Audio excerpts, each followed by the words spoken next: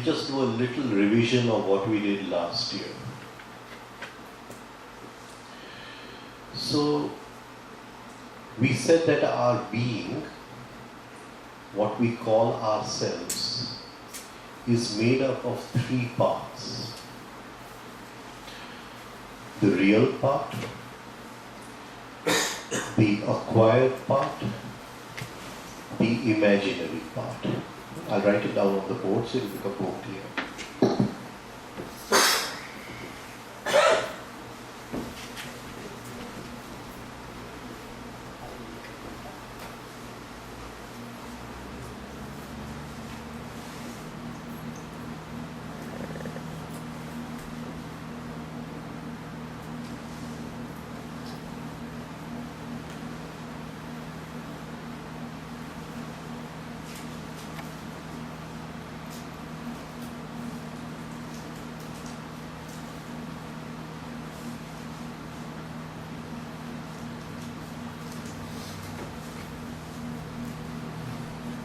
The real part we call the soul, our essence. It is this soul which is seeking a human form. It is looking for a mother and father, and it borrows something which we call DNA from the mother and father and takes birth as a human form. Why does it need a human form? What is its requirement? Suppose I was to ask you, why would it need a human form? What does it get when it gets a human form? It is gifted with some things. What is the gift it gets, which the soul without a human form does not have? What does it get? Huh? Buddhi. Pardon? Biggest life vasanas. That it already has. It has something in its bank balance, right? It's something in its safe deposit vault. But it wants to be free of that. It wants to be. Now, to be free of that, it needs a human form. It cannot. Why does it need a human form? Progress with the actions. Progress with the actions. Okay. What does it get? These four functions are inbuilt in the newly born child. The function of thinking, not what it thinks, but the function, the ability to think, the ability to feel, the ability to sense, and the ability to move. The soul wants these four functions, right? Why does it want these four functions? What is it looking for? Supposing in the old days there was a gold rush in California. After that there was another gold rush in Alaska. So what were the people who were looking for gold, what were they doing? What were they doing? They would take sand, right, near the river or near the streams, and they would wash the sand and try to remove the small specks of gold. Okay, I've given you a hint. Why does the soul need these four functions? What does it want to remove? What is its aim? Cleanse the attachment or karmas. It wants to increase its level of consciousness. It wants to extract consciousness. Now, where is consciousness? Where is gold? Where is gold? Where does gold lie? In these four functions. In these four functions. Okay, now most of us, I suppose, are 40, 50, right? Okay, so we've lived 40, 50 years. And we've been using these four functions which we were born with. Thinking, feeling, sensing, moving. How much of consciousness have we extracted? How much of consciousness have we extracted? What is the technique of extracting consciousness? How do we extract consciousness from these four functions? Consciousness is, these are the four minds, the four gold minds. Right?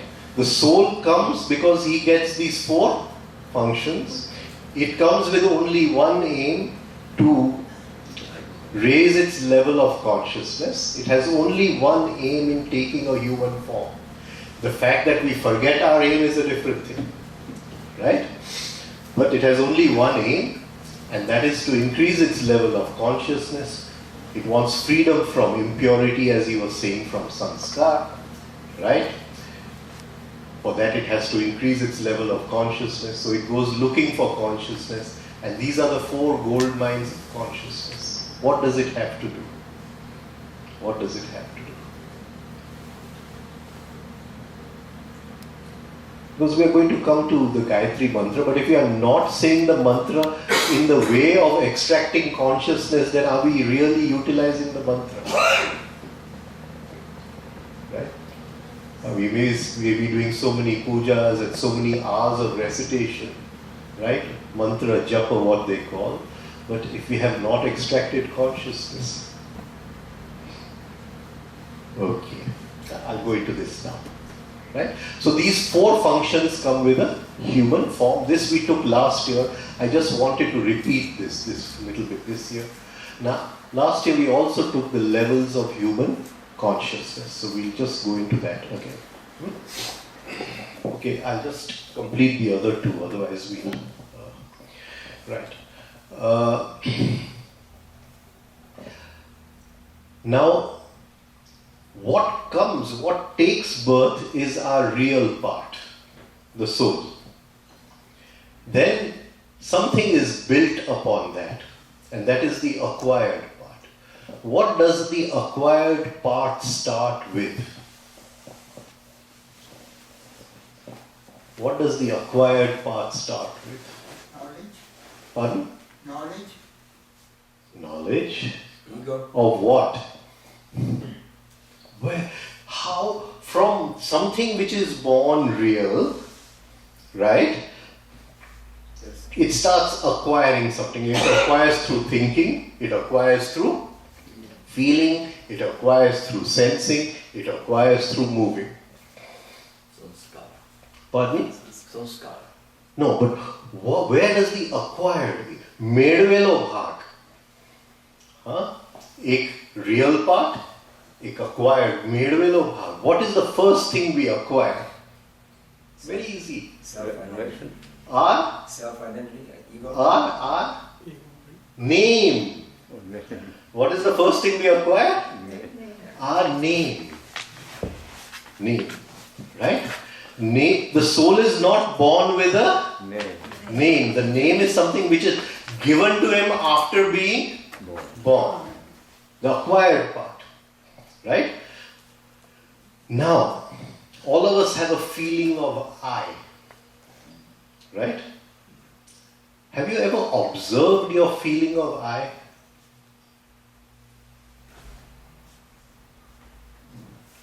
Have you observed your feeling of I? What is my feeling of I? Supposing in the morning you get a phone call that your son has come first in the university. Does your feeling of I change? Yes. When you use the word I, psychologically you include your son coming first in the university. Supposing you win a lottery ticket. Does your feeling of I change? Yes. I think even the way we walk changes. Right? So, feeling of I changes. Supposing you become president of the Rotary Club, does your feeling of I change? Yes. So, this thing which we call I, the feeling of I, have we observed in the whole day the feeling of I, how it changes? Somebody insults me, the feeling of I changes. Somebody does not come on time, the feeling of I changes. This is a subject of deep observation because we want freedom from that I. How are we going to be free without observing it? Okay. Now, this soul is born. It has a feeling of I, which is very real. We will call that as real I. But then we give it a name. And slowly over a period of 4 or 5 years, its feeling of I shifts from the real I to the name, imaginary I. Imaginary I. By 5 years, he has forgotten what is the feeling of real I. Now, or whenever his name is being called, he thinks that is I. Gone. The real feeling is gone. Imaginary. Till 5 years, I hope, because today with technology and all, maybe it's not 5 years, it could be early. All the experiences of life which come in through the 5 senses, they go to the soul. Around 5 years, there is a big inner shift, a paradigm shift inside. And this imaginary I, with the name, all the experiences now go to the imaginary I. The soul does not get any experiences. The soul has come in the school of life to extract consciousness. He wants to extract consciousness, but the imaginary I, the ego, puts him to sleep. The rest of the life, all the experiences go to the ego. The imaginary I, nothing goes to the soul. At the moment of death, the soul realizes that I came into this school of life. I came to learn, I came to increase my level of consciousness. I learned nothing. Everything was taken by this imaginary I. I'll have to come again. I'll have to come again. Who goes to school? Does the soul go to school or does the imaginary I go to school? Who gets married? Does the soul get married or does the imaginary I get married? 2 imaginations get married. 2 realities don't get married. Who gets all the awards? Does the soul get all the awards or does the imaginary I get all the awards? I am president of this, I am that, I am this. Whom does it go to? Nothing goes to the soul. Nothing goes to the soul. So we have a real part, we have a acquired part, which starts with the name. Now this acquired part, we can, in normal this thing, we will say it is all the roles we play in our life. All the roles, just for simplicity. Later on we'll go into the depth of it. But for all the roles which we play in our life. So if my son is in front of me, which role am I playing? That of a father. If I'm learning in school, I'm playing the role of a student. Each moment in life, the roles keep on changing. All these roles, the soul is not born with any roles. All these roles are acquired in life. Husband, brother, wife, son, daughter, friend. Everything is acquired. This is the acquired side of life. Then comes the third part, the imaginary part. The imaginary part. Now this imaginary part, it comes with making pictures. We all have a big, what do you call, photographic album of many pictures, right? So she'll tell me, you're a useless father, you're traveling everywhere, you don't look after your children, right? And I feel hurt. I feel hurt. Does the soul feel hurt or does the imaginary part feel hurt? The soul cannot feel hurt. Right? She calls me all kinds of things. She says, you are like this, you are like that. And I feel hurt. What has felt hurt? What has felt hurt? What has felt hurt? Feeling. Ego. My picture of myself as a good father. As a good, I made a picture, right? And on that picture I had quoted some share value. Right? I said, this is the value of my picture. She quoted less. I felt hurt. Right? Or maybe I have a picture of myself as a lecturer or whatever. Some picture I have. Right? And she'll say, your talk was boring. Right? And I feel hurt. So I have a picture. All pictures are false. So I may have got a degree from the university. I'm a what you call this degree and a PhD or whatever. Right? I'm sitting in my chair, PhD. Right? And somebody says that, okay, but the subject, you know nothing about your subject. But I have a picture that I know so much. Right? So with every role we play in life, we have a whole album of pictures made through our imagination. Made through our imagination. You go to the airport and you say, okay, don't tell me how to do my job. I know how to do my job. There's a picture of how he's going to do his job. Right? So, every moment in life, are we hypnotized by some picture? Supposing you are members of the World Gayatri Parivar. Do you have a picture of yourself as the World Gayatri Parivar? Attached to this Guru? Right? If somebody says something against your Guru, do you feel hurt? Now, really can anybody say anything against the Guru? Right? So either nobody can say anything against the Guru, or if you feel hurt, then there is lack of understanding. Can you understand what I'm trying to say? Right? So you have come to the Guru to be free of attachment and to rise in consciousness. Instead of that, you get attached to the Guru. New picture you make. From the Guru, you make a new picture. Right? And so many pictures we are carrying. This is our imaginary part. Now, what is sadhana? What is sadhana? Every moment life is coming in through the five senses. Every moment. Out of these three parts, which part does life hit? Where does life come? Does it come to the real part? Does it come to the acquired part? Does it come to the imaginary part? Which part is receiving life every moment? The acquired part.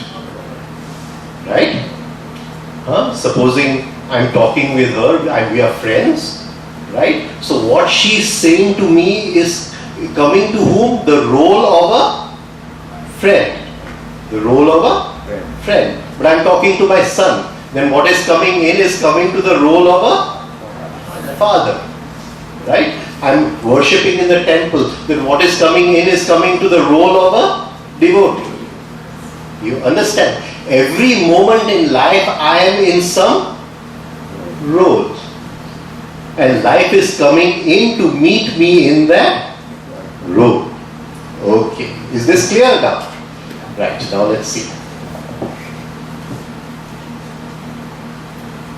So life is coming to meet me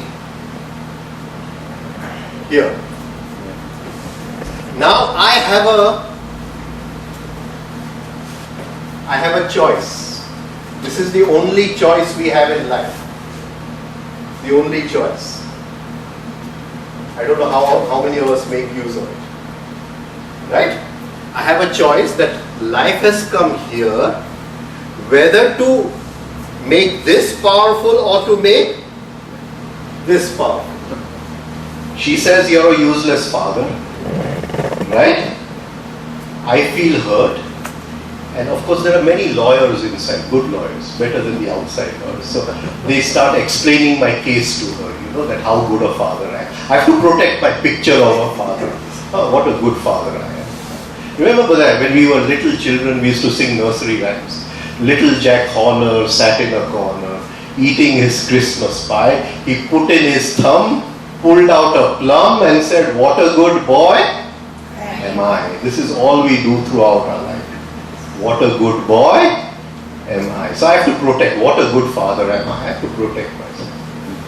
Right? Now, if I protect myself, which part is becoming powerful? Is the false part becoming imaginary part becoming powerful, or the real part becoming powerful? Imaginary part. Imaginary part. Right? Supposing I have done an Anushthan of Gayatri. Navratri is coming, Anushtana. Every day 11 malas. Right? Okay. And somebody comes and says, "Are you did 9 days of 11 malas each, but there's no change in your irritation. You're the same irritated guy." Right? And I get upset, I react. Which side is becoming powerful? What happened to those 11 days of, 9 days of 11 malas each? Do they go to the false side or the real side? Everything went to the false. So, life is every moment. Life is every moment. To be able to take it from the role which receives life, not give it to the false, we need something called consciousness. To be conscious in that moment, that I don't want to give it to the false. If I give it to the false, then my ego will inflate. If I give it to the real, the ego will dissolve a little. The real I feeds on the ego. It eats the ego. The real I, we may be all vegetarian people, but our real I loves to eat the ego. It loves to eat the ego. Right? And this is its only food. Its only food. So she calls me a useless father. I am hurt and I suddenly pause. I say, I don't want to react. I don't want to react. I say, why am I hurt? I have this picture inside that I am a very good father. And all pictures are imaginary. Right? I have this, what do you call this, sanskar inside that I am better than somebody else. I am a better father. I want to be free of that sanskar. I pause, I bring consciousness. And in that the ego dissolves a little. When we suffer, when we feel hurt, the ego dissolves a little. It is a very good thing to suffer a little in life. Because through suffering the ego dissolves. And I watch it, and what grows is my real side. It came, there's a moment of consciousness which I have added to my small dam of consciousness. And my ego has dissolved, and the real I is now waking up a little, because the ego put him to sleep when we were 5 years old. This is all that sadhana is about. Every moment in life. It is not something we go to the temple and do for 1 hour. It is not something that we sit in meditation for 1 hour. It is every moment. Every moment either the real will grow or the imaginary will grow. If the imaginary will grow, we've fallen deeper into the dream of life. If the real grows, we have extracted a moment of consciousness, right? And that moment of consciousness has taken us one step higher on the ladder of consciousness, right? So this is what it is about. Now I'll just explain the levels of consciousness, then we'll go into the Gayatri Mantra.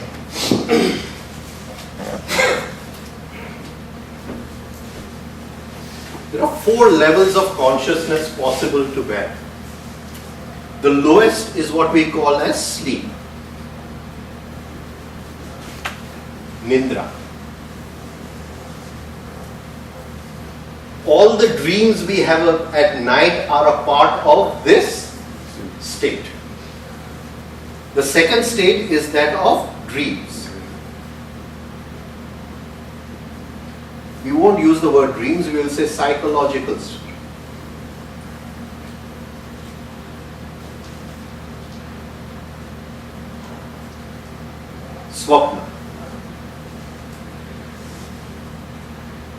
third state, Jagruti,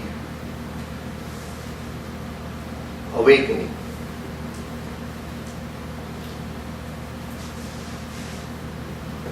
Fourth state, Turiya, truth.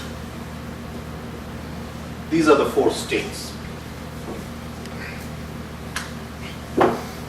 Now, all these are based on something called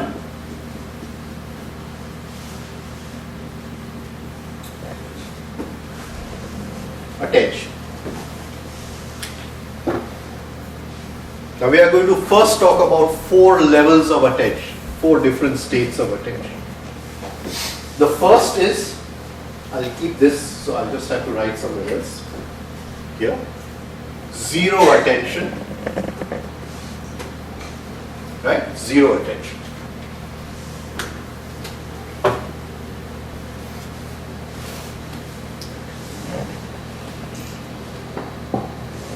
What is attention? What is attention? કોઈ તમારે praise કરે અને તમે જે એનાથી attract થતી Nay, I look at you, I can see you. If attention does not flow out through my eyes, can I see you? I'm listening to you through my ears. If attention does not flow out of my ears, can I hear you? No.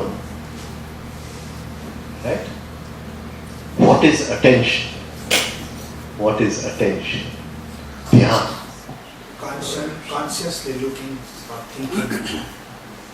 Consciousness is something else. Consciousness is something else. Bus Awareness. ધ્યાનથી નિરીક્ષણ કરવું એ Awareness. Many. Okay.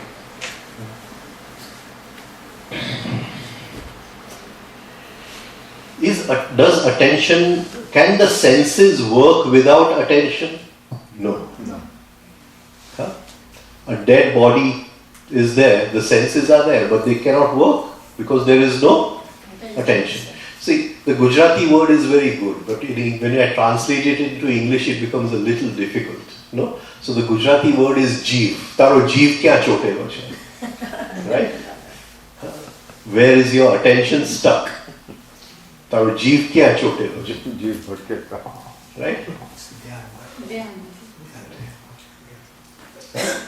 So, attention. So without attention, without jeev, you cannot live. You cannot live. Where does this attention come from? Does it come from the mind? Does it come from beyond the mind? Where does attention come from? Prana. Experience. Is attention the desire of the soul to experience life? Does the soul send its light out of the 5 senses to experience life? And is that light attention? Does the mind manipulate that light? Is the mind able to concentrate it, disperse it, etc., etc.? So, that inner spirit, Atma, that inner spirit's desire to live life, right, is the throwing out of attention. So attention comes from the inner light. Savita devasya varenyam. Savita devasya varenyam. In these 3 worlds, Bhu Bhuva Swaha, only one thing is worth worshipping. What is that? Savita Dev. Savita Dev. But not Savita Dev, the light, the attention. Okay. Now, in the old days, we have a story of Crete where there was a king called Minos. And Minos had built a huge base where he used to put his prisoners inside and they would get lost and they would die. Right? So once one prisoner took a ball of string and he tied it outside. And after the soldiers left him inside, he followed the string and he came. Freedom. Mukti. Moksha. Out of the maze of life, the labyrinth of life. Now, attention has come from there. Attention has come from there. Right? Attention flows out through the senses. If I want to go back to that source, if I want to return, what is the string I have? To be free from the maze. Attention. Attention. Right? Okay, now this much is little clear. Attention is the most valuable thing in our life. More valuable than anything else. What is the quality of our attention? When people are sitting in front of me, I look at their eyes. I know that just now they've gone into a state of zero attention, daydreaming. Daydreaming, zero attention. Right? Quality of attention. If you want to walk on the spiritual path, the only asset you have, your only what you call currency, so correct, money is the quality of attention. Quality of attention. Moody ketli che bank. What capital do you have? Now, we are going to talk of 3 states of attention, and then we are going to talk of 4th state of attention, and then consciousness. So I'm driving a car, right? I'm driving like this, and there's one picture board over there, this movie, and this beautiful actress on the board over there. And I'm driving the car and I'm thinking about the actress. Which state of attention am I in? Zero attention. Zero attention. Right? Supposing I go to a doctor's office and I have to wait there for my turn to come. And of course the doctor's office has piles of magazines which are 5 years old. So I take one of those magazines and I'm looking. Right? With which attention am I reading? Zero attention. But suddenly I suffer from something, some tooth problem or some headache problem, and I see one advertisement. Cure your headache instantly.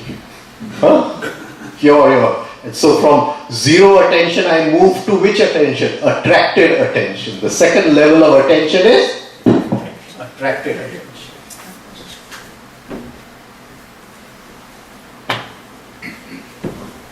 Many times, yeah. Can we tell that zero attention is an automatic reaction? Automatic. Completely mechanical. Completely mechanical. Right? Now, attracted attention. So I suddenly see and then I say, oh, this headache pill is not going to work for me. So I go again, I drop back into zero attention. Zero attention. We love to live in zero attention. A man loves to live. If he didn't have to use attention for anything, oh, it would be so nice if science could do everything for us. Right? Have you read a book? A page of a book, and when you finish the page, you suddenly realize that you've not read anything. Which attention were you reading with? Zero attention. Zero attention. But then now you're seeing a beautiful serial on TV. Which attention are you using now? Are you attracted attention? Attracted attention needs no will. એમાં સંકલ્પ શક્તિની જરૂર નથી, no will. It is automatically attracted to what you are doing. What you are doing. You may be reading a thriller novel. Attracted attention. Seeing a movie, attracted attention. So the lowest level of attention is zero attention. The next level is attracted attention. Then comes the very high level of attention called directed attention.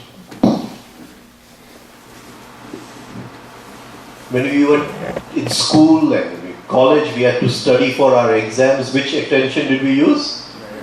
Directed attention. As we grow older, how much of directed attention do we use? Very little. Very little. Supposing we were going to die, right? Now, I think one of the topics we want to discuss is death again. No? Yes. I'll just write on here. I don't want to blot this out. Just okay. Now, say at the moment of death, everything becomes essence. Everything becomes essence. It has to escape from this world. It has to escape from this world. Right? So, you have a beautiful greenhouse full of roses. Right? So the roses cannot escape from the greenhouse. But if there's a small crack in the greenhouse, then the fragrance of the roses can escape. So essence can escape. Essence travels across time. Can you understand what I'm trying to say? Essence. Right? Okay. So I'm born over here, I die over here. This is my line of time. Birth to death. And at the moment of death, everything becomes essence. Everything becomes, what would I want? What would I want? Supposing out of 24 hours here, I have spent 23 and a half hours in zero attention. All those moments of zero attention throughout my life, they will gather into one drop of essence. One drop of perfume. That is going to go in the safe deposit vault. So, unattention will be going to essence, or attention will be going to essence? Everything. Everything will become Essence. essence. So I have spent my whole life daydreaming.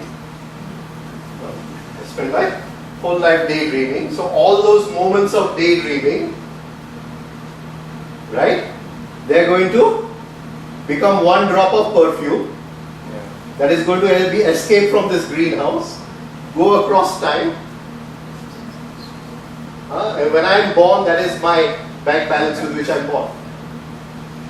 Can you understand what I am trying to say? Right? All the moments of attracted attention and whatever small moments of directed attention.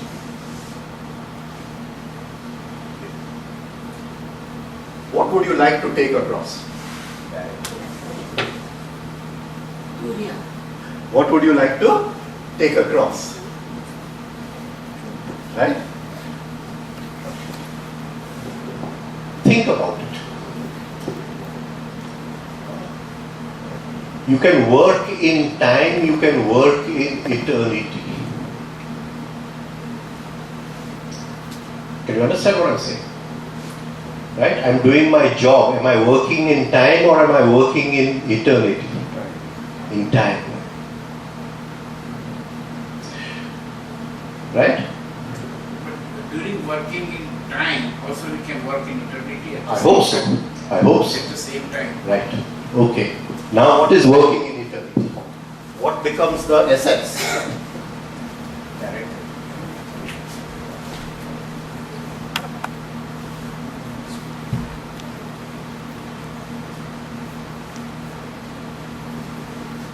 Sanskar, pattern.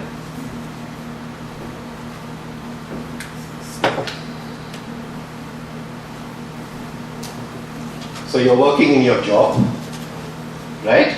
And your boss says you've not done your work properly,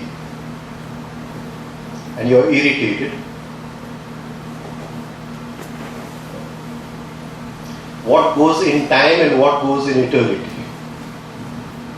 Tell me. So if we irritated, then it will go in the time. Irritation goes in Time. eternity. Eternity.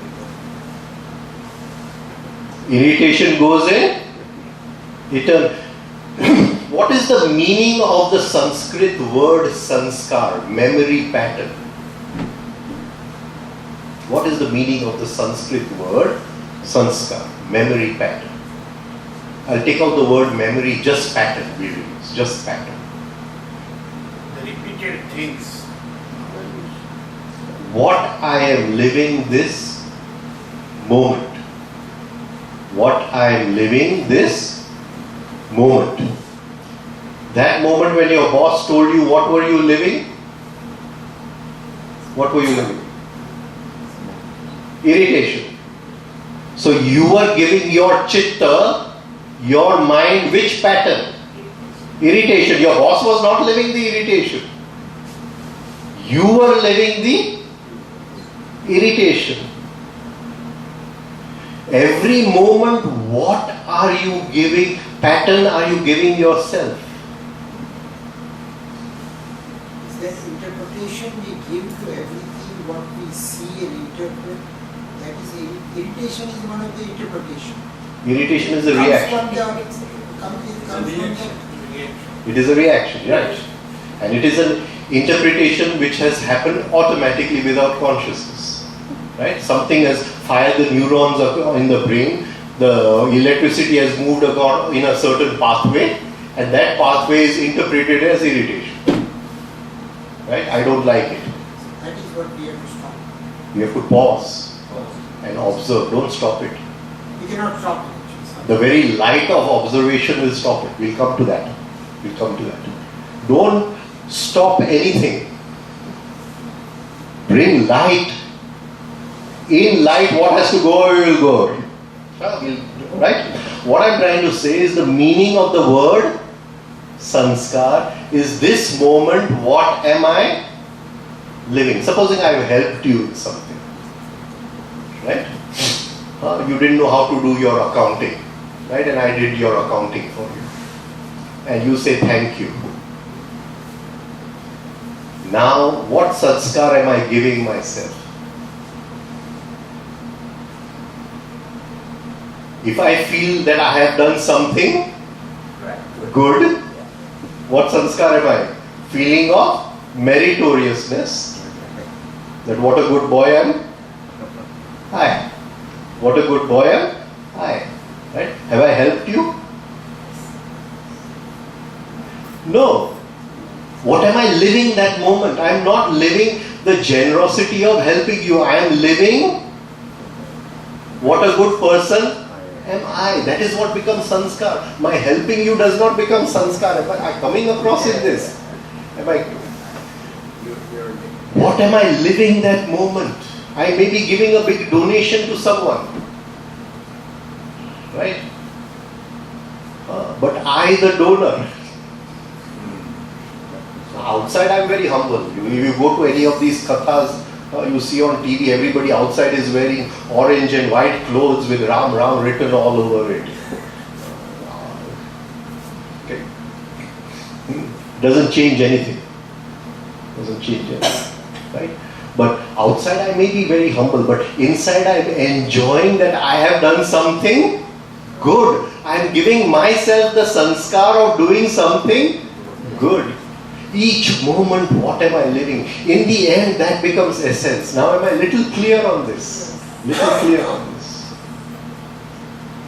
So, working in eternity, what do I want to carry across time?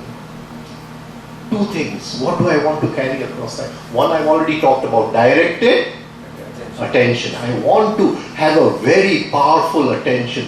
Throughout the day, how much of effort have I done to sharpen my attention?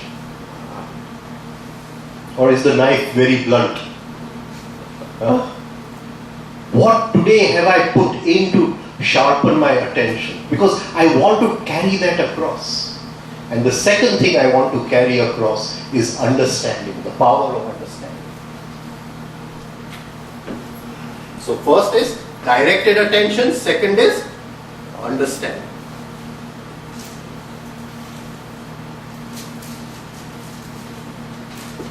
Does understanding have a relationship with directed attention? Supposing I've read one page. If I've read one page,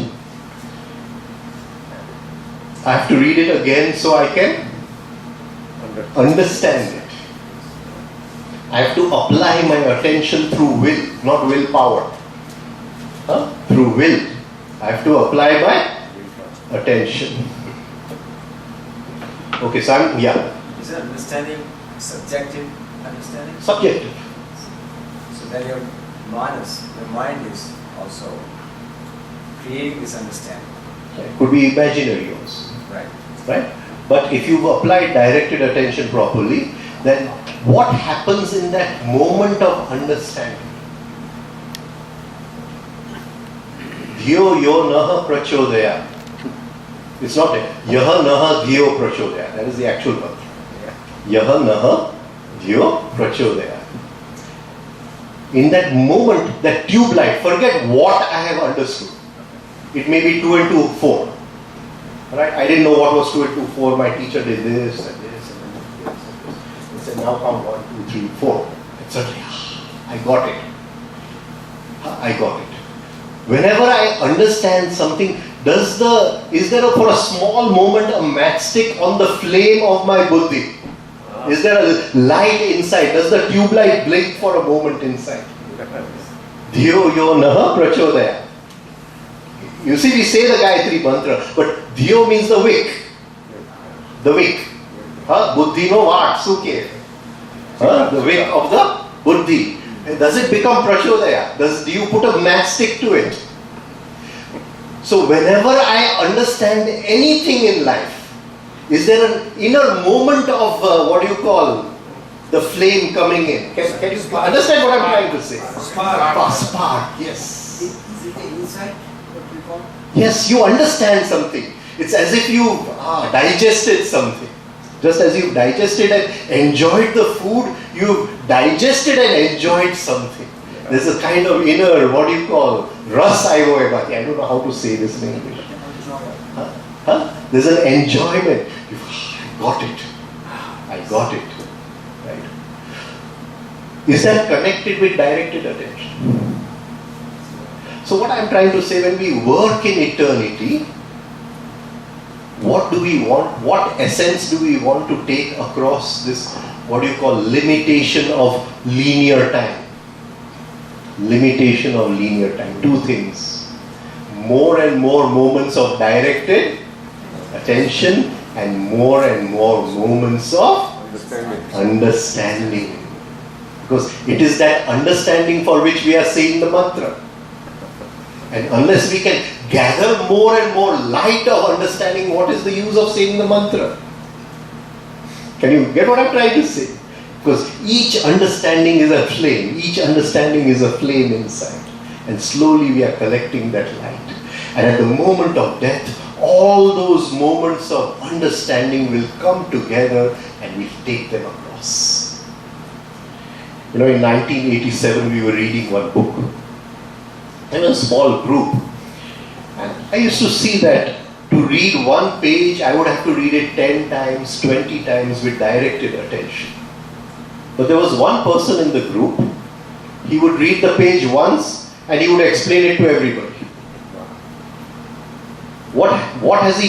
He has come with a potency to understand. When we go, we want to take so many moments of understanding. So next time when we read a page again, we just look at it and we understand it. Can you understand? In homeopathy, we give potency to the medicine. How potent is it? At the moment of death, how much of understanding is in my safe deposit? That will become potency in my next life. Gather moments of understanding. Don't go to sleep at night without at least understanding something new today. Apply your attention for half an hour before going to sleep. Understand at least one sentence new. That inner tube light which sparks before going to sleep at night. Very important. Very, very important. Right? Okay. So we have zero attention, attracted attention, the highest form of attention, directed attention, and we will come to one higher form of attention little later now. Okay. Now, the lowest form is zero attention, sleep, nindra, zero attention. from that I have woken up and there is a little bit of attracted attention. That is swapna. Why is it called swapna? Why is it called dream? Why is attracted attention called a dream? Temporary. It's not real. You feel real, but it is not real. Because I am attracted. Attracted means that has hypnotized me. One of my gurus was Swami Ramdulare Babu. Right? And I spent 7 years with him. So he used to say that when you go to see a movie, don't sit with the audience, take a chair and put it near the screen and look at the audience, don't look at the movie. So, we come in this movie of life. What comes in front of us is, we call it as events. It's a deep science of how events happen in our lives, a very deep science. Right?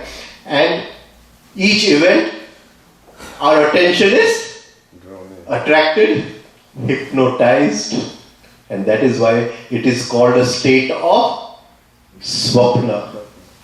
State of swapna.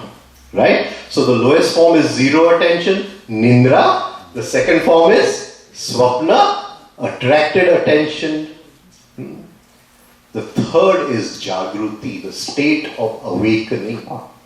Now, here we will need a different kind of attention. What attention will we need? All our journey starts from here. Ruti.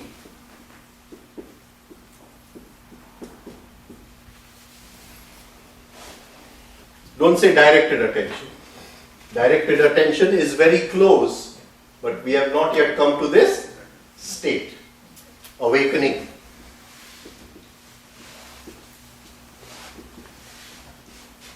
If you want to put. Now, what quality of attention will we need over here?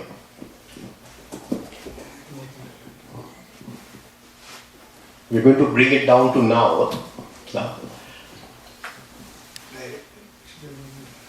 Directed is a practice to go into another state which we will now call as divided attention.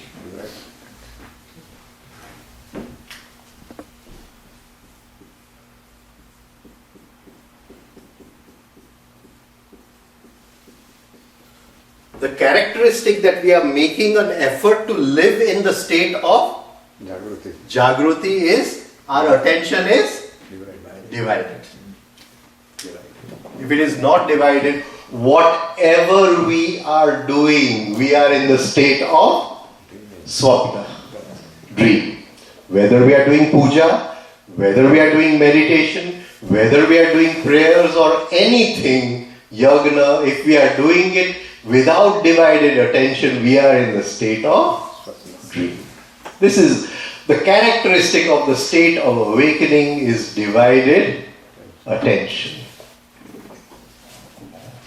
A plant, it sees that sunlight is here, so it sends its leaves towards the sunlight. So the plant's attention can go out, it cannot go in. An animal. How to protect myself, how to protect my children. Where is my food? Where is my meat in the mating season? Right? So an animal's attention only goes on these 3 or 4 things. Where is my protection? Where is my mate? Where is my fear? Where is my this? Food, etc. Animal's attention can only go out, cannot go in. Man's attention can go out and in. And because his attention can go out and in at the same time, he can be self-conscious. Man can be self-conscious. An animal cannot be self-conscious. It can be eating its food with a total attention. Man can be eating his food with daydreaming. right? So zero attention. So an animal can be in total attracted attention and eating its food, but it cannot have self-consciousness, I am eating food. So this quality of self-consciousness only comes with man. Only comes with man. And that is, and if man is not using his quality of self-consciousness, then he is living still in the world of plants and animals. Right? He has to divide his attention, and this is the beginning of the state of awakening, Jagruti. That is, one attention out, one attention in. There is a musician.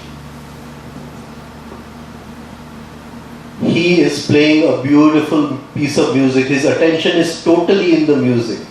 But is he in the state of awakening? No, because the attention is not going in at the same time.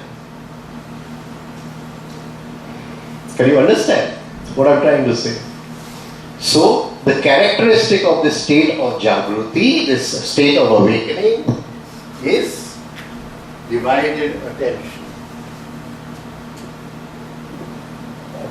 When we were in In meditation, sometimes we say, I know that I am breathing in, I know that I am breathing out. At that particular point, and my attention is both in and out. Right. Okay. Before that, I want something else. The feeling of breath and the feeling of I. No, not got it. You are watching your breathing. You are watching your breathing. Many meditators, they watch the breathing. So there is a feeling of breath. Sensation of breath. Sensation of breath. What is the feeling of I? I breathing. I having a bath. I talking. I listening. Is that imaginary? The feeling of I. Okay. Supposing go back to school, of course, we go back to school, right? So in school, what would happen? They would the class monitor would come with a register, and he would say your name. I don't know your name, but whatever your name is. What is your name? Jitu. Jitu Bhai, right? So he would come, Jitu, and you would be daydreaming somewhere, and you would wake up like this and say yes. What is the feeling at that time? You remember? You forgot. You remember? You forgot it. That is a feeling of becoming present. Of feeling of being present. Can you understand what I'm trying to say? I'm trying to grasp. Supposing you're looking at that picture there, and I come and I say Jitu Bhai. Suddenly there's a feeling of becoming present. Can you get what I'm trying to say? Hajiri, who hajar thyo. Okay, you get it? This is very important. This is the most important feeling of becoming present. Present. Right? What is that presence? What is that presence?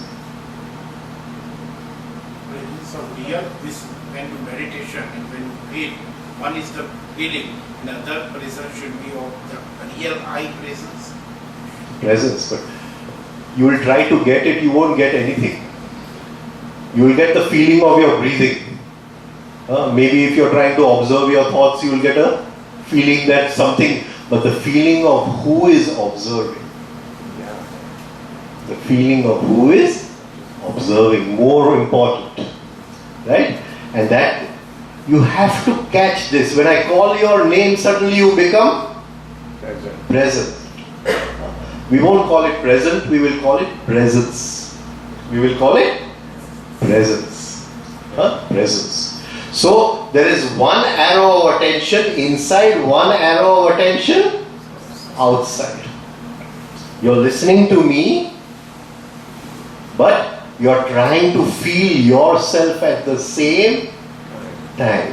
So some amount of attention you're holding with your ears and all, you're trying to listen to what I say. At the same time, one feeling of myself at the same time. What happens in this? Supposing a musician is totally dissolved in his music, he's taking in one experience of life, the experience of music. Supposing I am daydreaming, I am taking in 0 experiences of life because I am not here only. Can you get what I am trying to say? But now you are listening to me, you are taking in one experience of what I am saying, and at the same time you are taking in an experience of I, the listener. You understand what I am trying to say? Each moment you are living life double. Each moment you are living life, suddenly your capacity for life has doubled. Every moment, of course, when this monkey is chattering and we are somewhere else, we are not taking in any experience. But supposing we are doing something interesting, we may be taking in one experience. But here we are taking in 2 experiences. Experience of self, experience of the event. Of course, this will change. This is what we mean by Radhe Krishna. Radhe Krishna. You can say experience of the action. Whatever action outside is doing, the same action experiences inside. Experience of I. No. So the experience of I is so momentary. It's hardly a flash. Exactly. And it has to become a presence. So how do we extend that? Right. So we have to keep on practicing. Yeah. See, I want to earn a lot of money. But the thing is, to earn a lot of money, I must first have a little bit of money. Right. Then I'll invest that money, I'll get some return, and then I'll invest all that return plus the money, and I'll get a little more return, and I'll invest everything again, and slowly I have a lot of money. Right? Same way. To this, that momentary, that is the first investment. That small momentary presence. That presence is God. So is that real meditation? You don't have to sit in meditation. It is every moment in life. You're listening to me, but are you experiencing yourself at the same time? That is meditation. That is a meditative attitude to life. It is a meditative attitude to life.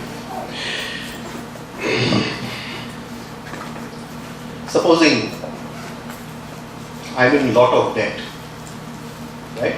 So I have to pay off my creditors. And tomorrow morning all the creditors are going to come early in the morning. So what kind of state am I in just now?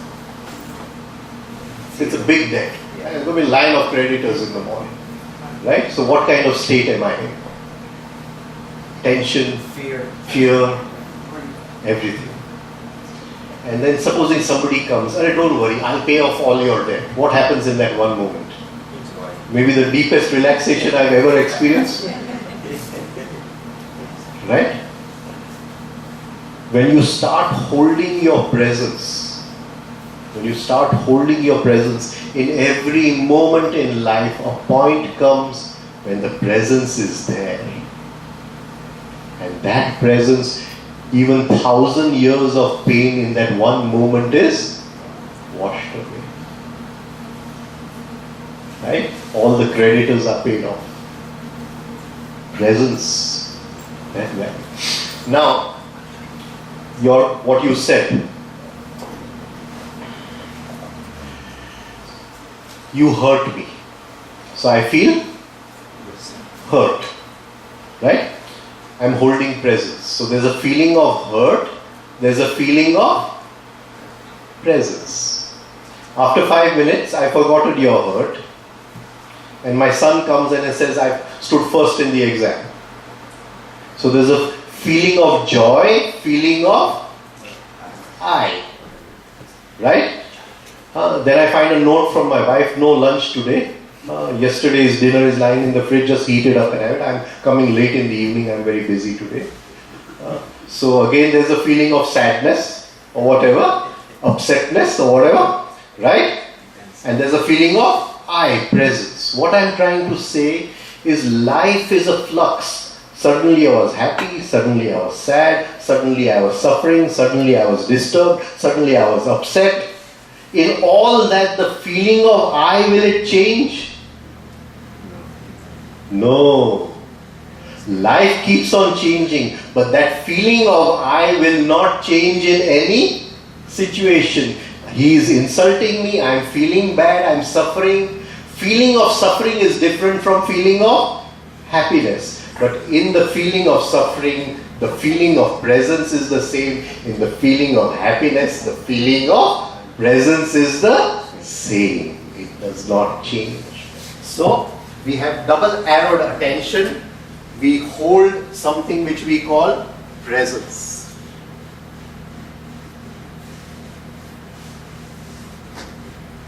Not the imaginary I. I become the president of the Rotary Club. Not that imaginary I. Right? Not that one. And this event of life is happening in what? This event of life is happening in what? Time. Present. Present. Time.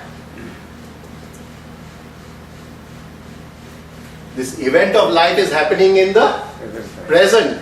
What I am holding is presence. Can you see?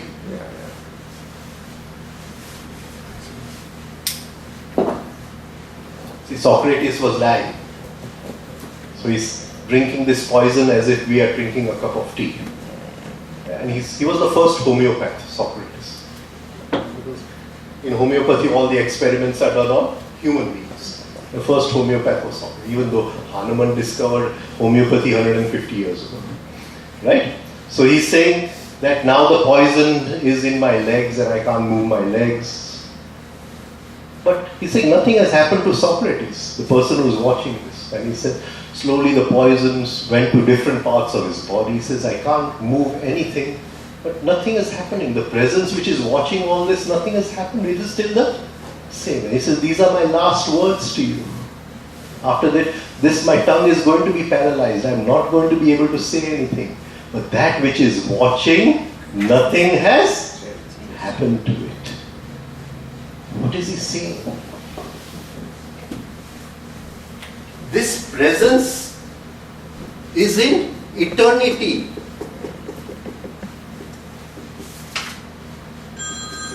This present, the event of life is in time.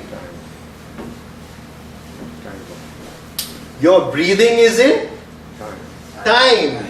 But that which is watching the breathing is in eternity. Can you see? This is double arrowed attention, holding.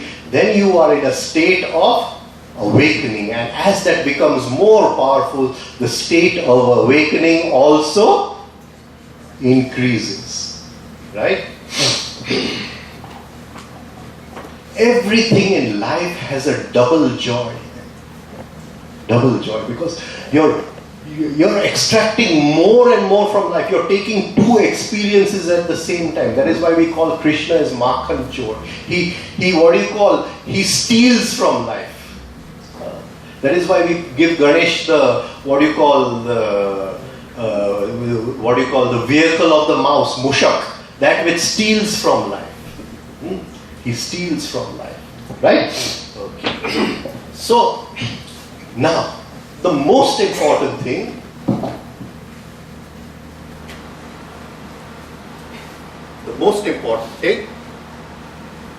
is that truth, Turiya, can only come to meet awakening. Jagrut.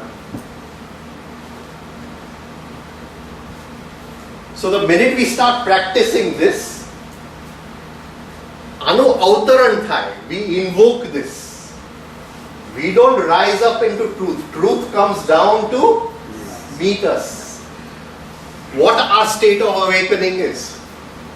what our state of awakening is. As our state of awakening becomes more and more powerful, truth descends. It becomes a part of our being, of our understanding, right?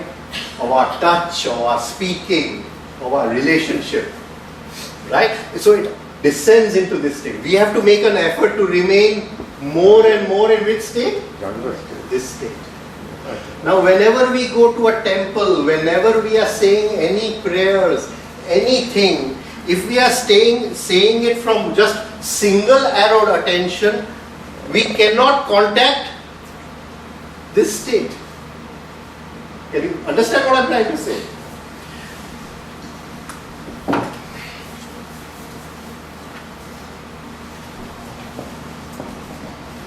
So, any kind of prayers we do, any kind of mantra jap we do, if it is not in a state of double arrowed attention, we are doing it in a state of swapna. But we are doing it for what? For the state of truth, turiya. For the state of, but the law is that turiya can only come to meet jagruti, and we are not in that state. And this is how we spend our lives.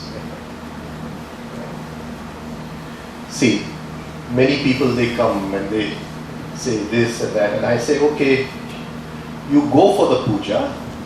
So supposing somebody in the horoscope has what they call pitru dosh. I say, you go for the puja.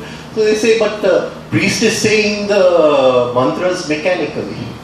I said, yes, the priest is saying the mantras mechanically. It does not matter. When you hear the mantras, you be in a state of double arrowed attention. Hold your presence and hear the mantras at the same time. So you're hearing the mantras one experience, and I hearing, you're pushing the mantras deeper inside.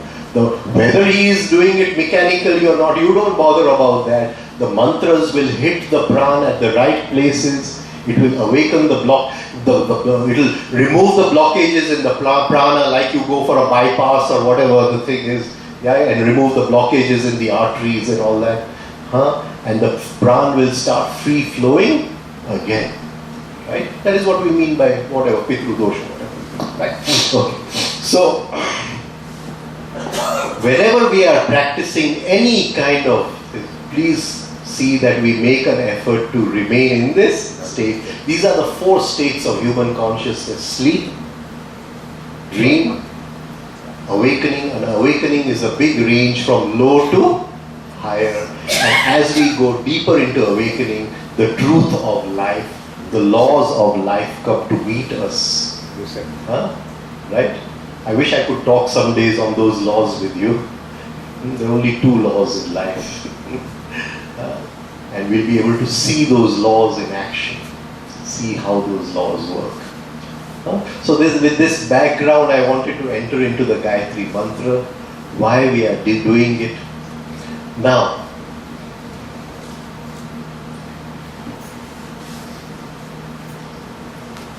we come back to that one word, sanskar, pattern.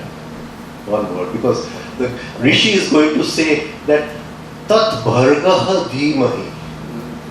Tat bhargaha dhimahi. It's a very, the mystery of the mantra is such. The mystery of the mantra is such that he's starting the mantra in singular, and halfway through the mantra it becomes plural. Why? Deep mystery, somewhere over here. Of course, everybody in their books and all that, by Lok Kalyan mantra and this Kalyan mantra. It's definitely some deep mystery over here.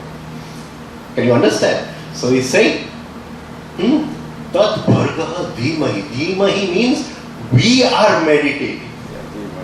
We, all of us are meditating. We all are meditating. And this has a very, very deep thing. We'll go into it later when we go into the mantra.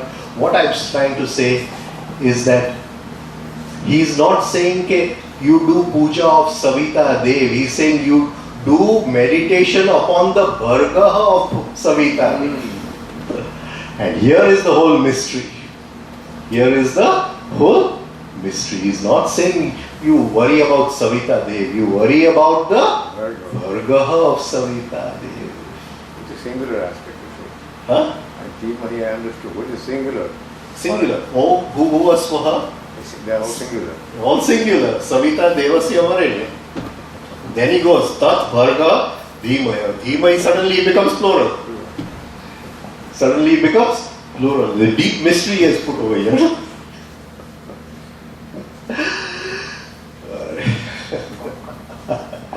Okay. Now, I want to now just add 2 words, then we'll go on to this mantra.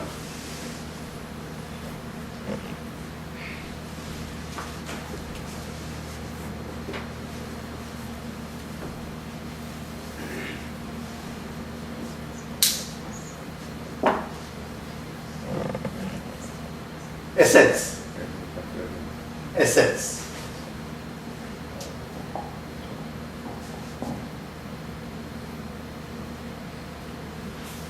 What does it mean?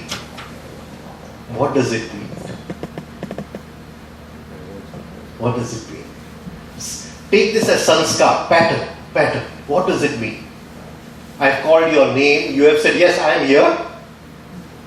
Now what does this mean?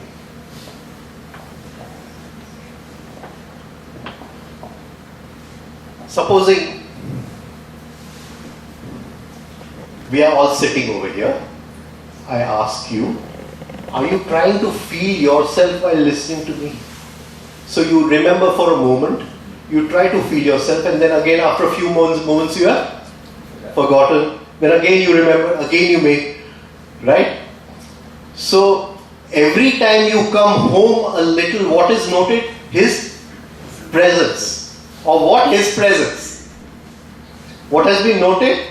The sanskar inside at that moment is presence of presence. You have given yourself, even for that momentary thing, presence of presence. You cannot hold your presence all the time. From here you will go out, you are going to forget. You are going to forget. But suddenly you will remember. And for that moment there will be a sort of, in the inner register there will be this thing, he came for one moment. Right? Then again in the inner register he came for one moment. Then again in the inner register he came for, so there will be a presence of presence.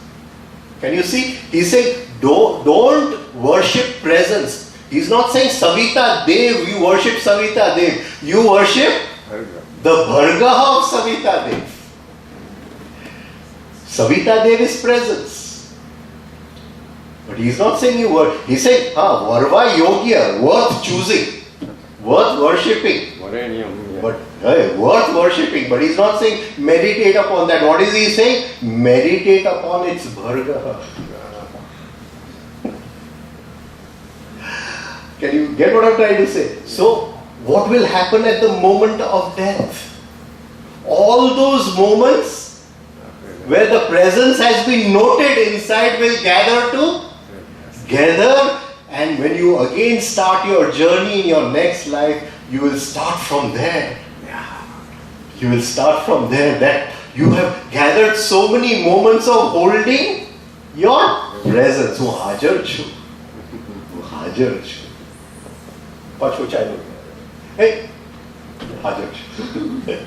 So every time I come back, Hajar chu, I'm present. I brought my presence of presence. This is the Bhargaha of that. Because we can't hold that all the time. Right? So this is just some background I wanted to give before starting the Gayatri mantra. Now we'll just go into the story. I know all of you all know the story, but we'll just repeat it. So the story is of 2 rishis, Vashishta, Vishwamitra. And Vishwamitra, he wanted to become a Brahma Rishi. Vashisht was a Brahma Rishi. Vishwamitra was a little lower, Raja Rishi. His state was not. And he had this, what do you call it? Jealousy of Vashisht. In that jealousy, he killed all Vashisht's children and everything. Okay. Now, then he decided to kill Vashisht himself. So he took a knife and he was ready to kill Vashisht. At that time he heard a conversation between Vashisht, the Rishi, and his wife, Arundhati. And where Vasishtha is praising the sadhana of Vishwamitra, and he was shocked that I have done so much to him, I have killed all his children, I have, done so much against him, right? And he is praising my sadhana. Arundhati is praising the moon. She's saying, look, as the moon is shining so beautiful today. She's telling her husband Vasishtha, and Vasishtha says, but not like the effulgence of Vishwamitra. Not like the effulgence of Vishwamitra. And he was so shocked. He's standing behind the curtain, ready with the knife to kill Vasishtha. He's standing behind the curtain. And in that moment, we all have a deep pattern inside where we want to take revenge on somebody. Right? Simple thing. Supposing there's a board over here, VIP parking. VIP parking. So you come and put your car into, and I'm an ordinary man, I have to put my car into ordinary parking. Right? And I see you, so I get an inner kind of pattern, a sanskar, that I want to show her. That I can also, and this happens from morning to evening in so many things. Right? Now, as long as I'm holding this pattern inside that I want to be better than her, I want to be better than her, can I forgive anyone else? No. Right? It's not possible. Unless this pattern dissolves, then what remains in me when the pattern is gone is forgiveness. I cannot achieve forgiveness. I can be free of this pattern. In being free of this pattern, the light of forgiveness will come. You see? Then that light of forgiveness, there is no choice in forgiveness. I cannot forgive you and I will definitely not forgive her. It is not possible. Then I am not in a state of forgiveness. This is all nonsense. It's all nonsense. It's not possible. Right? So forgiveness is an inner state. Even if my worst enemy comes, the light will fall upon him because the light does not choose. The light does not choose. Right? So Vishwamitra is standing behind the curtain, right? And he's ready to kill this great sage Vasishtha. And in that moment, Vasishtha is praising him. In that moment, this inner sanskar to be better than I want to be better than Vasishtha. I want to be a Brahma Rishi. I'm just an ordinary Raj Rishi. Right? That inner pattern, that sanskar dissolved. And he falls into Vasishtha's feet. And Vasishtha picks him up and he gives him the padvi, that you are now a Brahma Rishi. And from his mouth, this two sentences come out.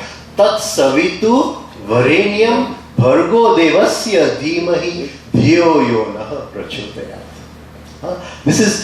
That is on the dissolving of that pattern of enmity, on that dissolving of the pattern that I am better, on the dissolving of the ego, from that inner powerful emptiness. The soul spoke out. Tat savitur varenyam bhargo devasya dhimahi dhiyo yonah prachodayat. So this is called the Gayatri mantra. Later on, two of his disciples, Gargi and Yagnavalk, they added Om Bhu Bhuva Swaha. Right? But this was the original Gayatri mantra. The Gayatri mantra which we take is Om Bhu Bhuva Swaha Tat Savitu Varenyam Bhargo Devasya Dhimahi Dhiyo Yonah Prachodayat. Right? So this is how the Gayatri mantra came in, and so this is a basic foundation. As long as I want to be better than somebody else, there is no point in doing the Gayatri mantra. You see, the whole mantra has come from that state. Right? So if you do for 11 days, then I'll say I'll do for 12 days. So, right. So it cannot be that way. It's not the mathematics of how much.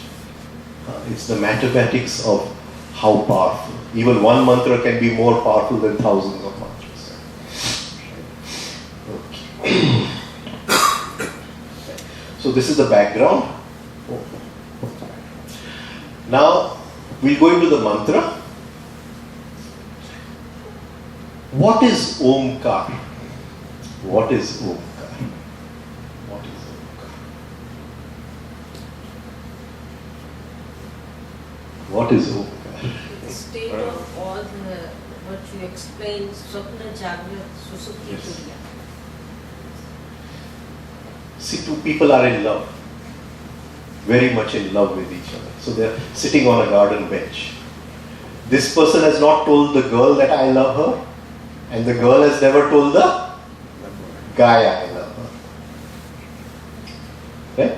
What state are they sitting in?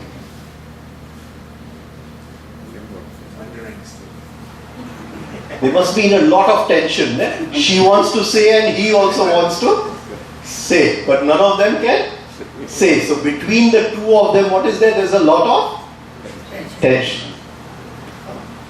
We will change the word. Tension is a bad word. So we will change the word tension. We will call it as stress. Stress.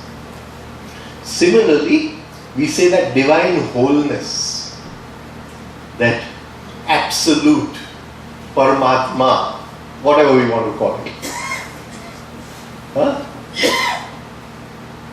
There was some inner stress. Some inner stress. What was that stress?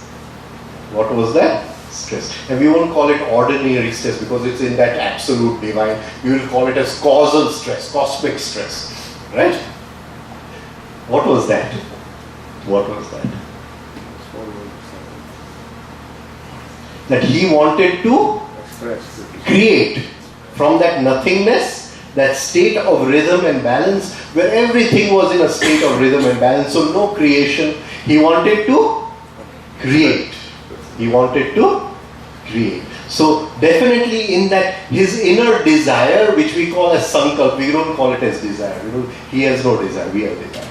Right? But he has sankalp. So, right? His will. In the Bible they say, thy will be done. They don't say thy desire be done. Thy will be done. But for us, our desires, personal desires, thy will. Right? Okay. So, he must have been in that same state, no? Those two lovers. One wants to say, one wants to say, inner tension. That inner tension must have come to a certain state where something just expressed out of it. That which expressed out of it, it is called as Bindu. Omkar. Bindu. That is, in this huge nebula of gases, suddenly a center was formed which wanted to express. And we call that as Bindu. That Bindu, it fell into matter, the matter of the nebula, and creation started. That matter in the Hindu terminology is called yoni. The Bindu is called Shiva's semen. Right? The semen of Shiva. Right? And from there was an umbilical cord. The umbilical cord. And what was born was the three worlds: Bhu, Bhuva, Swa. Right? Bindu. It's differentiation. So that one moment, they say it was divided into Shiva and Shakti. Shiva's semen fell into Shakti. She gave birth to the three worlds: Bhu, Bhuva, Swa. But it wasn't three worlds. It wasn't three worlds. It is like there's a bucket of still water, right? And we shake the bucket of water. In that moment of shaking, the vibrations pass through the whole bucket simultaneously. There is no one after the other over here. It is not that this happened first and this happened second, this happened third. So in that Omkar, not 3 worlds were created, 7 worlds were created.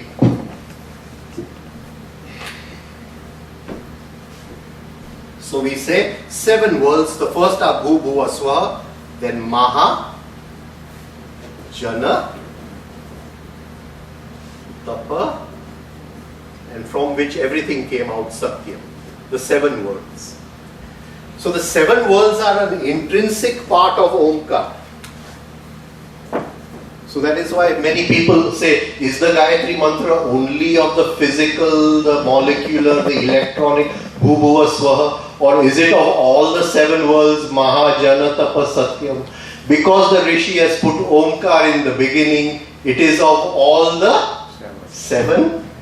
But he is specifically later telling us Bhu, Bhuva, Swaha, and both have different meanings. Am I clear on this point? Right? Because in that Omkar, all the 7 worlds were created simultaneously.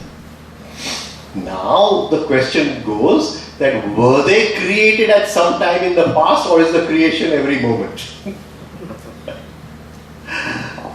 Is it something which is historical, or is it something which is every moment now? Every moment now. Every moment now. We'll go into that also.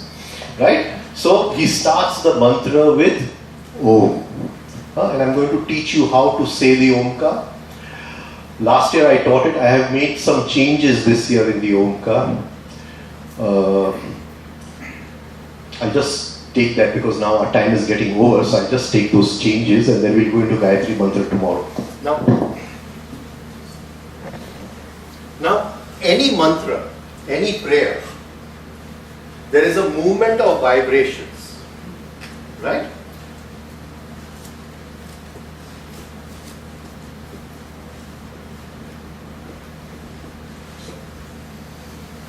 Or opposite, subtle to gross.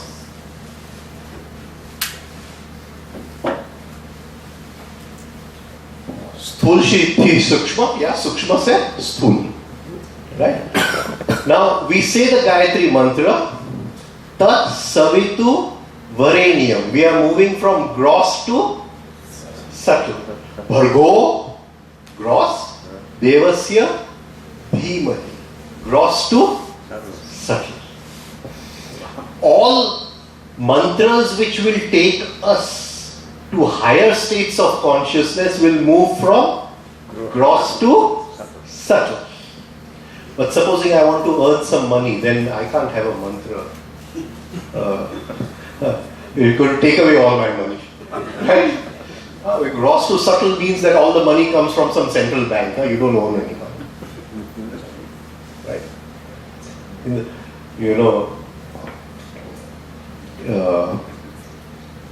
Sometimes we take the Patanjali's Yoga Sutras. Beautiful. 195 sutras. So one of the sutras is Achorya. Achorya. Non-stealing. Not stealing. So definitely everything came from that central bank. If I steal something from your pocket, Patanjali is not talking about that stealing. Definitely. So which stealing is he talking about? Which stealing is he talking about? If it all belongs to the central bank, then I am using it just as a trustee. Just as a trustee. Right? When my Guru left his body, then when we found his will, whatever came to me in life, I used as a trustee. One of the sentences in his will. I never said, I own it. Right? So when I say, this money is my money, I'm stealing from the central bank. That Chorya Patanjali is talking about. Of course, he's also talking about something more deeper when we steal attention, but we'll take that some other time. Right? Okay. But can you understand what I'm trying to say? Right? It is mine, I won't give it to you. So many people, they say I go every year to South Africa and Zambia and all, and I talk over there. So People say a lot of crime and people they steal. So I say it's not that. In those tribes, there was nothing like private property for thousands of years. Right? It is in their blood. It is their sanskar, racial sanskars. When on the 7th month we do a puja for the new baby. I don't know if you all know. The Shrimant Puja. Right? Well, why do we do that? Because the racial sanskars come in at that point. Right? So everybody is born in a certain race. The race has a kind of, sanskar. It has a kind of pattern. Those patterns of those races, in the new womb, it comes at the 7th month, which this thing, it is, I'm not talking about the caste system or anything, right? But the pattern of the race comes in. So they never had anything like private property. How can you tell them they are stealing this now? There's a lot of crime in this country. Right? So, Patanjali is not talking about this normal stealing from you and me, right? Okay, so each mantra will move from gross to subtle. Over the years, it has been my observation that anything that comes in the way goes away, right? So, and that cannot work for people like us. In the old days, the rishis and the people, they used to live in the ashrams. Everything was more community living. The ashram took care of everyone. So, there was no personal life as such, right? Everything belonged to the community. Now we have our own bank balance, we have our own family, we have our own life. And I saw that people who are practicing the Gayatri mantra, because the mantra is taking from gross to subtle, I saw that quite a few of them were coming into a position where they were getting many financial problems in their lives, right? So then I just changed the Omkar a little. So the Om also moves gross to subtle. So I'm going to teach you a new Omkar from gross to subtle, subtle to gross. I'm going to teach you this time. So that we are living a family life. We are not living a life. We want to balance the family life with the spiritual life. We are not living in the jungle or in this thing, that total vairagya. We move from gross, you take away everything. We are not saying that. So that because there should be balance in our material life, I have added this, the Omkar. That does not mean you are going to win a lottery ticket or anything, right?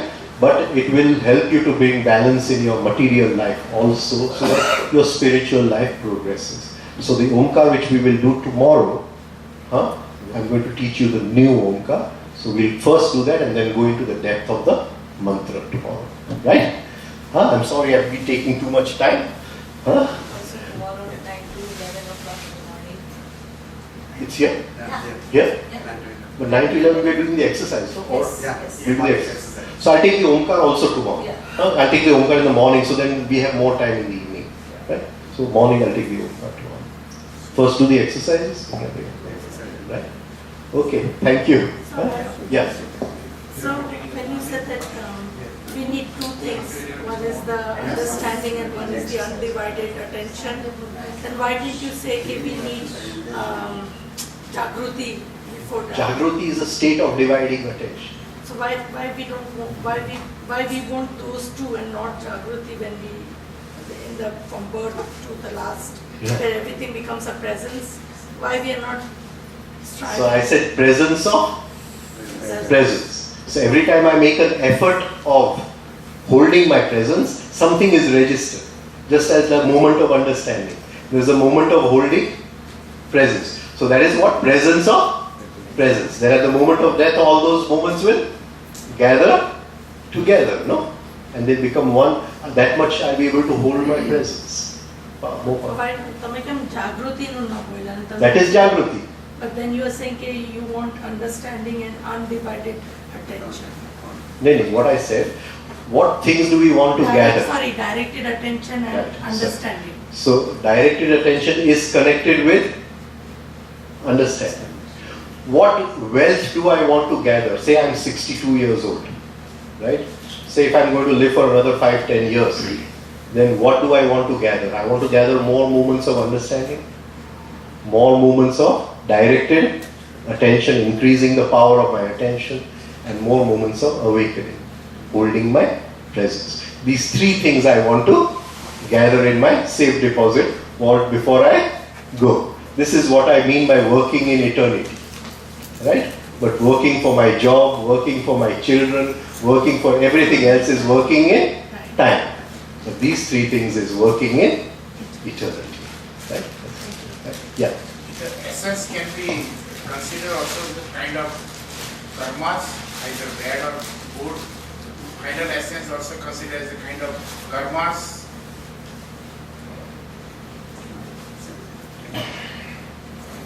Can I take it tomorrow? Yeah, sure. Just I'm just having. No, Yes. I don't. Take it tomorrow. Can I take it tomorrow? Yeah. Karma means to do, action. Action means out of these three, all are different forms of action. Thinking is a form of action, feeling is a form, but moving is real action, and sensing. Right? So all these, what will my tendency be? When the child is born, the child is pure. Can you get what I'm trying to say? But still he comes with a certain tendencies. Yeah. After a few years we start seeing the tendency that this child has a lot of anger. Yeah. You understand? Right? Now the tendency is developing. One of the things you have said is to talk on the characters of the Muhabba. Right? So in Mahabharata we have one character called Dronacharya. Dronacharya comes from the root Dhru. Dhru means dravyate, to be in liquid form. To be in liquid form. Right? So when that child was born, the anger was in which form? Liquid form.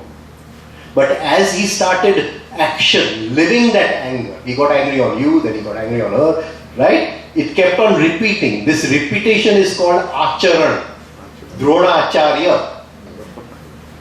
So that which is lying in the child in liquid form through acharan, repetition, it becomes gross. It becomes gross. But as a father, you saw in the beginning, okay, no, there's a lot of this kind of tendency. Can I change it in another way? Right? So supposing you have a garden in your home, right? And you saw, okay, at a certain time your son is getting angry or something. So you say, pick up this stone, how far can you throw it? Pick up, how far can you throw it? Right?